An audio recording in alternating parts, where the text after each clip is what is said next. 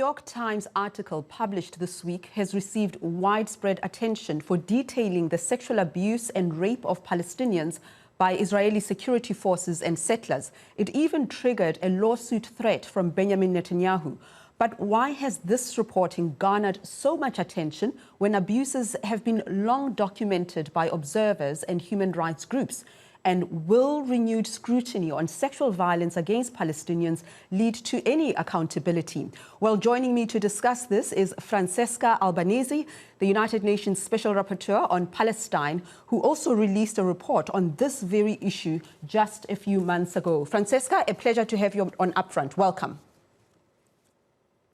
Thank you very much. So recently, the New York Times published this much talked about op-ed describing systemic and ongoing rape and sexual abuse of Palestinian men, women and children by settlers, Israeli soldiers and prison guards. What do you make of the attention that this particular op-ed is receiving, given that there have been previous reports by human rights organizations, including yours, that was published a few months ago?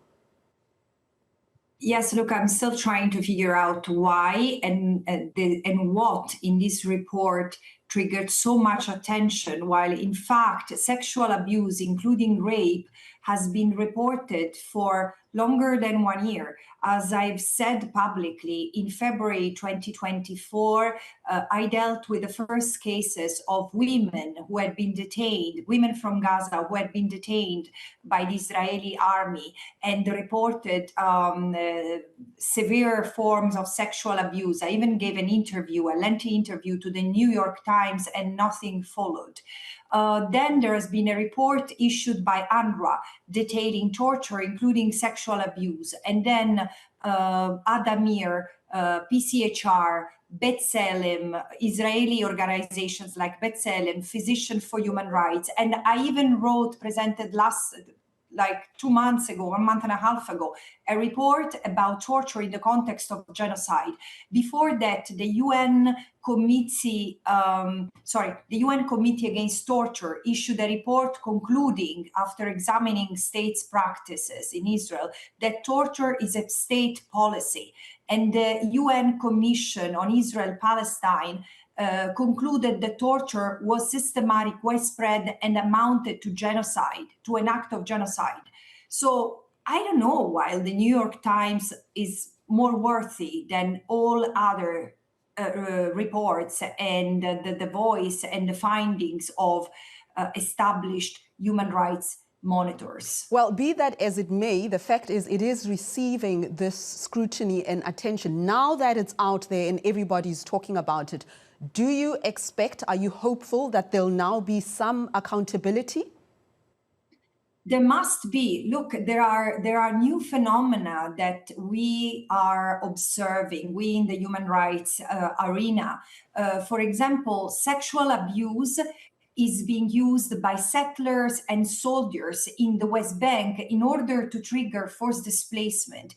It's shocking because similar practices in villages and against civilians date back to the period when Israel was established, where there were, in fact, instances of rape and instances of sexual abuse.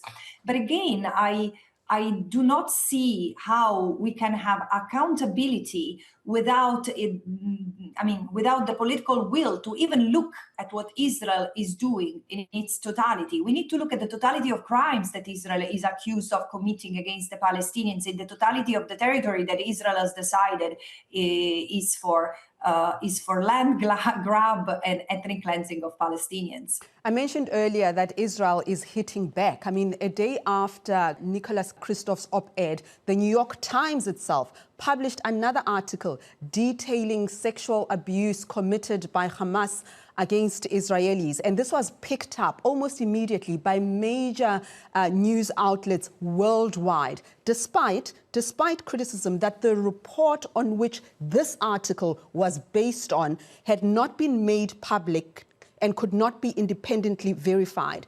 It's not the first time that these type of allegations are made and they go back and forth. Is there a double standard here, I wonder, in terms of how allegations get published and who gets believed and who doesn't? Absolutely. I keep on quoting Judith Butler's concept of grievability. There are deaths and there are crimes that are more grievable or more punishable than others. And the level of dehumanization that I've seen myself, the dehumanization of the Palestinians, is something unbelievable. And it's not just something that is practiced by Israeli authorities or in the Israeli media. It's something that it's emphasized and it's amplified by Western media. I'm right now in the process of investigating the role of media in particularly Western media, in amplifying genocidal rhetoric. And again, the common trait is the dehumanization of the Palestinians. So of course, double standards are there. There have always been double standards. But today, double standards are happening against the background of a genocide. And so there is a level of accountability that must be pursued, including among media outlets. Well, the Prime Minister of Israel is saying that they will sue the author and the New York Times for defamation. In fact, Benjamin Netanyahu said the New York Times and Christoph are perpetuating, I quote, a blood libel about rape and that Israel will not be silent. What do you make of this? First of all, I would like to recall that Benjamin Netanyahu is wanted by the ICC. So the only place from which he should be speaking is The Hague at the moment. The reason why this doesn't happen is because there is a level of complicity and a level of impunity that is beyond words can say. The other thing is that I've read about this journalist, and it seems a very well-established one, someone with a very strong background. But the other thing is that, frankly, I don't find his article particularly groundbreaking. I have several issues with this article itself because it dehistoricizes, decontextualizes the very facts and the very crimes that he's reporting. So again, what Benjamin Netanyahu is responding to, it's the damage that this article makes to him in the US constituencies that Netanyahu needs to survive politically. We spoke about Israeli authorities, the soldiers, the prison guards, and mentioned the settlers. But I want to ask a question about Israeli society in general. In 2024, there was a chilling leaked footage of Israeli soldiers from a detention center sexually assaulting a Palestinian detainee. We all saw them surrounding him and he was sexually assaulted. The soldiers' arrests prompted the ire of a section of Israeli society. They actually stormed the prison in protest against the actual arrest, not the sexual assault. Charges against the 5 soldiers were dropped. They were all over Israeli media, celebrated as celebrities. Even Benjamin Netanyahu called them heroes. And they've reportedly been reinstated. What does that tell us about Israeli society? I'm glad you asked this question because I dedicated an entire section of my report to torture and genocide, which I was referring to, that I presented in March 2026 to the Human Rights Council, to the right to torture Palestinians that seems to be claimed in a number of